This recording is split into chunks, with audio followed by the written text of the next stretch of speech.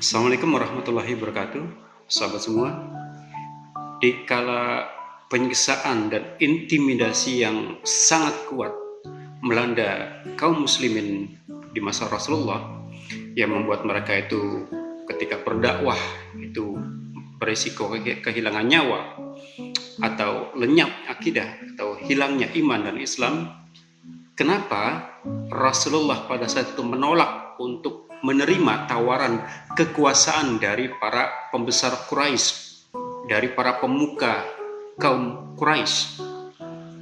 Kalau kita pakai logika, sahabat semua, seharusnya ketika Rasulullah menerima kekuasaan dan berhasil masuk ke dalam sistem yang berlaku saat itu, ya sebut saja parlemen Darun Nadwah, parlemennya demokrasi para masyarakat jahiliyah. Tentu saja beliau akan mampu untuk melindungi kaum muslimin, beliau akan mampu menerapkan Islam secara bertahap dengan alasan untuk mengubah dari dalam. Ya. Tapi kenapa beliau tidak lakukan? Seandainya ada para sahabat yang protes atas tindakan politik tersebut, ya tentu akan membuka peluang untuk berkompromi atas penegakan syariah. Bukankah Rasulullah tinggal mengatakan ini darurat, mudaratnya lebih kecil, pokoknya kita rebut kekuasaan dulu, baru kita diskusikan hal berikutnya itu belakangan. Tapi sahabat semua, baginda Nabi Rasulullah Muhammad SAW itu menolak hal tersebut, menolak kekuasaan tersebut. Kenapa?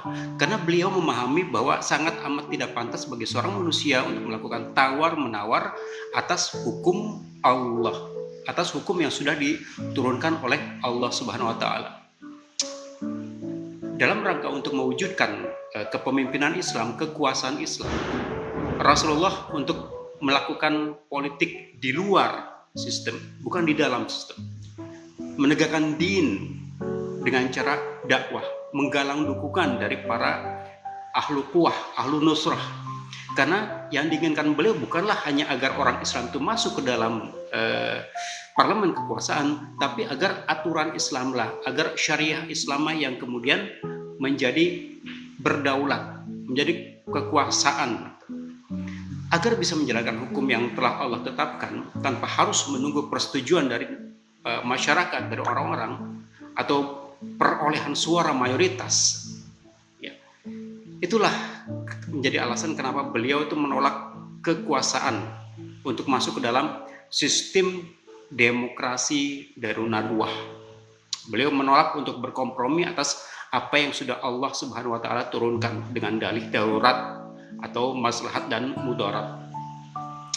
Dan hasilnya sahabat semua, dengan perjuangan beliau di luar sistem, aturan Allah itu bisa terwujud secara kafah, menyeluruh, sehingga kemudian Islam melalui sistem yang khilafahnya itu mencapai puncak kejayaan selama lebih dari 12 abad lamanya.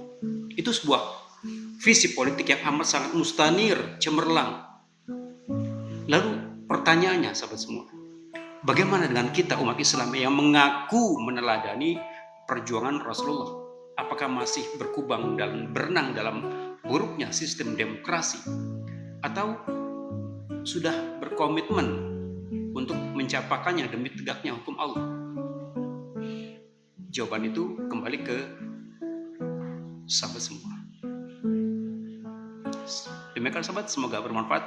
Assalamualaikum warahmatullahi wabarakatuh.